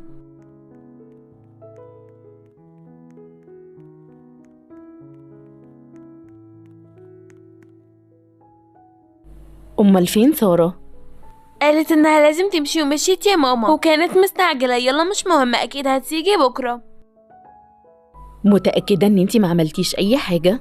نفسي تبطلي تشكي فيا يا ست الكل، انا بجد ما عملتش اي حاجة. طيب يا حبيبتي انا بفكر اروح اطمن عليها. ما هي كويسة يا ماما ولسه ماشية، مش لازم يعني. طيب يا قردة روحي انتي كملي اللي بتعمليه.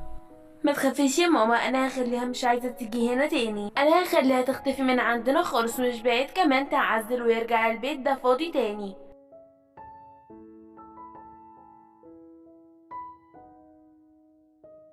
برضو جيتوا تاني، انا زهقت منك ومن مامتك، هي ما بتتحرمش. اعمل فيك ايه النهارده بقى؟ اخلص منك ازاي؟ تيجي اريحك من الدنيا خالص وما تبقاش عايش فيها تاني. لكن هعمل كده ازاي بقى؟ بس انا لقيتها، تعالى معايا نروح عند البسين.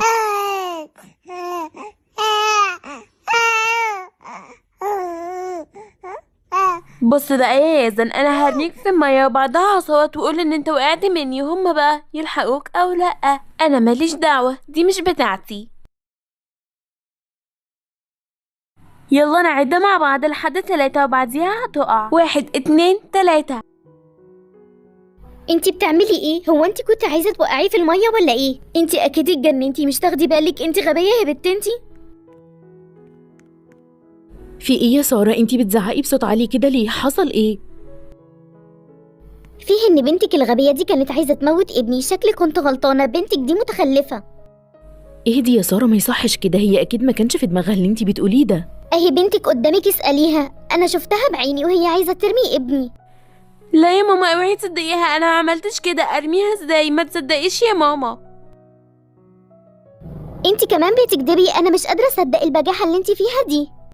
ساره انا مش ممكن ابدا اسمح لحد ان هو يغلط في بنتي، كفايه لحد كده. انتي فعلا معاكي حق، كفاية اول حد كده. بعد اذنك.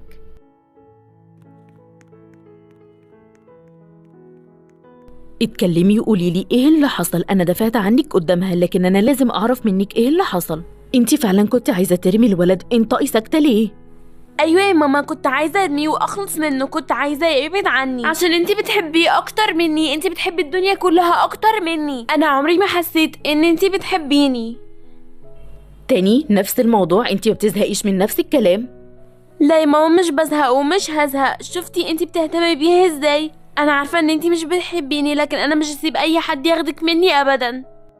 يا بنتي فهمي بقى، كل اللي في دماغك دي اوهام. انا بحبك قوي قوي، انتي بنتي حبيبتي اللي ما اقدرش اعيش من غيرها، وانتي واختك رزق ربنا ليا في الدنيا، وانا بحبكم قوي ومبسوطه ان انتي بتحبيني وغيرانه عليا. بس ده ما يديكيش الحق ابدا ان انتي تاذي اي حد كده. ما تبقاش غيره، ده يبقى اسمه حب تملك. ايه حب التملك ده؟ حب التملك ده ان انتي عايزاني ليكي لوحدك ومش عايزاني اتعامل مع ناس غيرك.